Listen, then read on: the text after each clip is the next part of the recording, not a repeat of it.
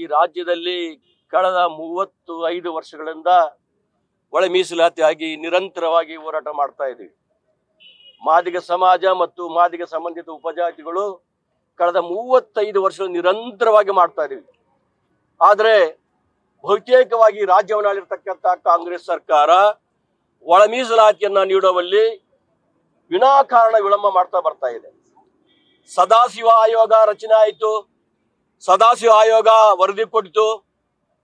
ಅದಾದ ನಂತರ ಕಳೆದ ಬಿಜೆಪಿ ಸರ್ಕಾರದಲ್ಲಿ ಮಾಧುಸ್ವಾಮಿ ಅವರ ಸಂಪುಟ ಉಪಸಮಿತಿ ಕೂಡ ವರದಿ ಕೊಟ್ಟು ಅವರು ಕೇಂದ್ರ ಸರ್ಕಾರಕ್ಕೆ ಶಿಫಾರಸು ಮಾಡಿದ್ರು.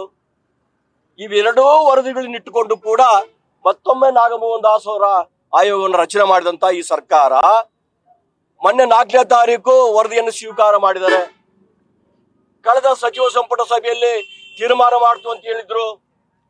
ನಿಮಗೆ ಗೊತ್ತಿರಲಿ, ಕಳೆದ ಡಿಸೆಂಬರ್ 16ನೇ ತಾರೀಕು 2024 ಡಿಸೆಂಬರ್ 16ನೇ ತಾರೀಕು ಒಂದು 25,000 ಜನ ಸೇರಿ ಬೆಳಗಾವಿಯ ಸುವರ್ಣಸೌಧದ ಮುಂದೆ ಪ್ರತಿಭಟನಾ ಸಮಾವೇಶ ಮಾಡಿದಂತಹ ಸಂದರ್ಭದಲ್ಲಿ 5 ಜನ ಸಚಿವರು ಬಂದಿದ್ರು.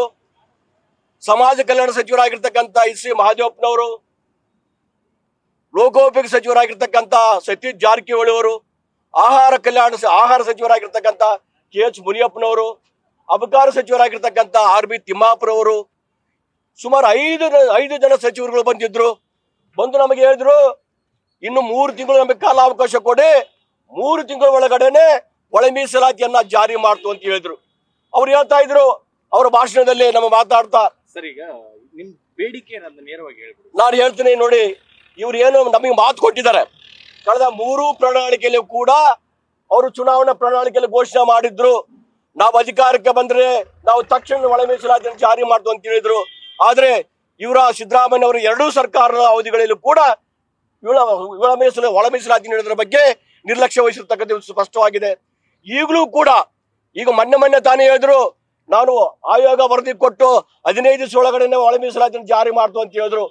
ಮೊನ್ನೆ ಸಚಿವ ಸಂಪುಟದಲ್ಲಿ ಬಂದು ವಾಪಸ್ ಹೋಯ್ತು. 16ನೇ ತಾರೀಕು ಸಚಿವ ಸಂಪುಟಕ್ಕೆ ಬರ್ತದಂತ ಅಂದ್ರು. ವಿಶೇಷ ಸಚಿವ ಸಂಪುಟ ಸಭೆ ಕರ್ತೀವಿ ಅಂತ ಹೇಳಿದ್ರು. ಅದನ್ನು ಮುಂದಕ್ಕೆ ಹಾಕಿ 19ನೇ ತಾರೀಕು ಹೇಳಿದ್ದಾರೆ.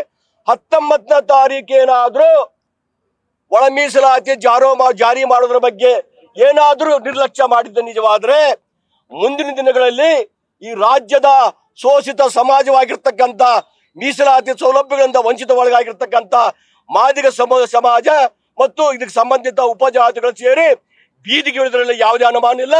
ನೀವು ಒಳ ಮೀಸಲಾತಿ ಕೊಡದೆ ಹೋದ್ರೆ ಈ ರಾಜ್ಯದಲ್ಲಿ ರಕ್ತಪಾತವನ್ನ ನೋಡ್ಬೇಕಾಗುತ್ತೆ ಅಂತ ಹೇಳಿ ಈ ಸಂದರ್ಭದಲ್ಲಿ ಸಿದ್ದರಾಮಯ್ಯರಿಗೆ ಎಚ್ಚರಿಕೆ ಕೊಡ್ಲಿಕ್ಕೆ ಬಯಸ್ತೀವಿ ಬಂಧುಗಳೇ.